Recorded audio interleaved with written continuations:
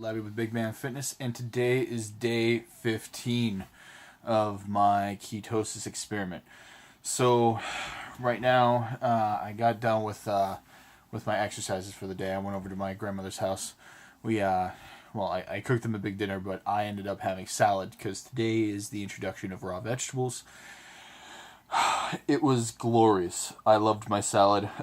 It's amazing what flavors are become enhanced after you've been deprived of them for so long, and how things taste, right?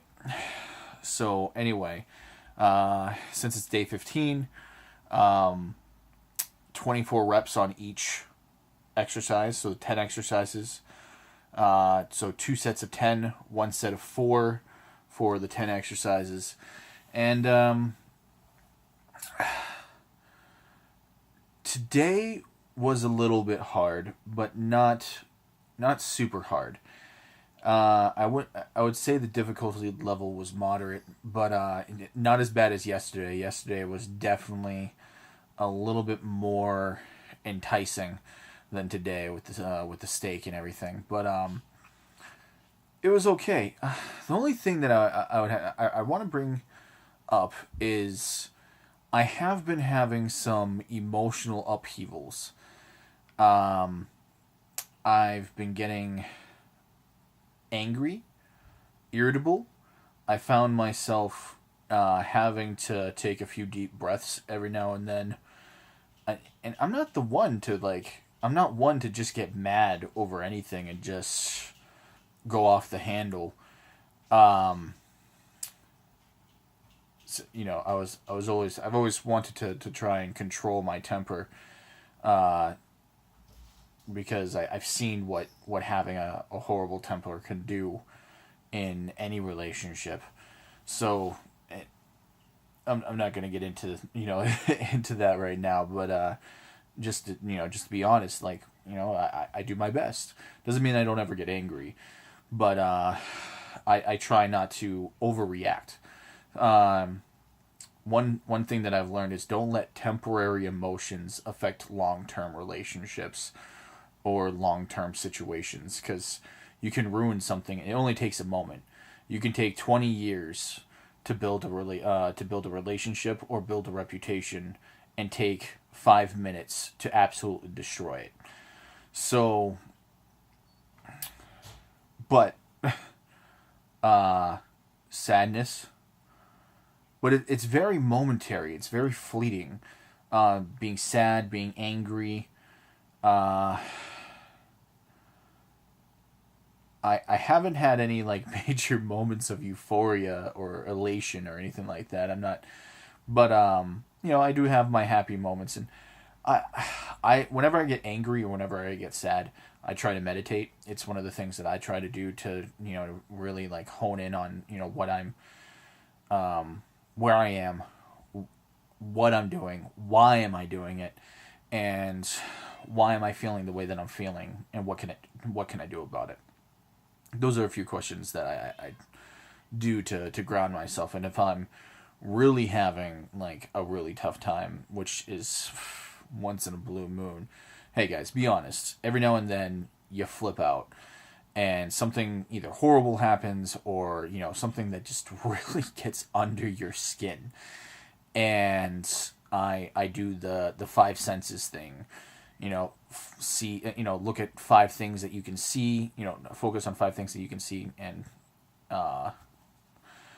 check out 4 things that, 4 things that you can hear, 3 things that you can smell, 2 things that you can taste, 1 thing that you can touch, or something like that. Anyway, I just kind of go in order and focus. What it does is that it kind of controls the monkey brain and gets you to realign yourself with your surroundings and not focus on on the emotional aspect of what was going on, because a lot of the times it's just stupid crap anyway.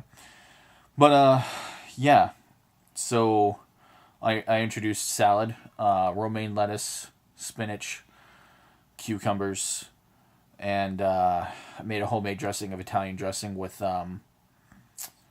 olive oil, apple cider vinegar, garlic, a little bit of Dijon mustard, salt, pepper, thyme, basil, and parsley. So those were the few things. And it was good. I ended up eating a little bit of celery. I made a pork roast for my grandmother. She loved it. She absolutely loved it. Got a huge thing too. It was kind of difficult at times. And then they had apple crisp pie. But I just reminded myself, I'm doing this for 13 weeks, not forever. And even though my next 13-week plan does not include apple pie, it does include more leeway. So I'll be able to, there's a few things like once I get to the next 13 weeks, I'm going to be reintroducing different AIP foods, such as, things that they have as the cutoff list. I'm going to be reintroducing some of those things like eggs, peanut butter, milk, cheese. Probably not milk exactly, but definitely cheese, because I like Parmesan cheese, also cheese on other things, and maybe a few other things. Something that I'm interested in doing is maybe introducing, and this is my next 3-month plan. I'm going to be scaling up on my caloric intake. We'll get into that when we get there, but I need to talk about these things out loud to really help me hone it in, like what exactly it is that I'm going to be doing. That's about it, guys. So I hope that this video. Oh crap! Super update. Another 2 inches off my waist. So I only dropped 10 pounds altogether for this past week, but I dropped another 3 inches. Sorry, 2 inches. I dropped from 55 down to 53 now. So I'm 53. So my waist is 53.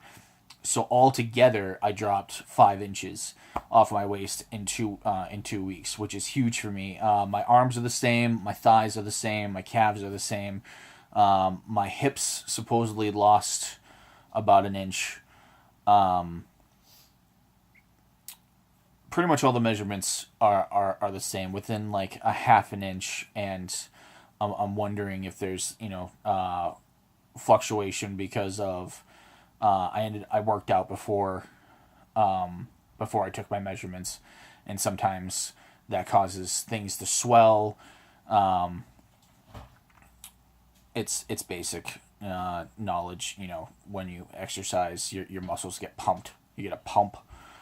So, anyway, that's where I stand. Some really cool things are going on. Anyway, I hope that everything's going good with you guys. Please leave a comment down below. Tell me about your journey. I'd love to hear about it. Tell me about something that you guys would like to know about, that you guys would like to hear. I'm here to share, my life with you, and share what's going on. The ups and downs of weight loss, the ups and downs of obesity, and how to fit a daily plan into normal daily life. Because it has its struggles. You have to prep. If you don't prep, if you fail to prepare, you prepare to fail. So I'm going to leave you guys off with that.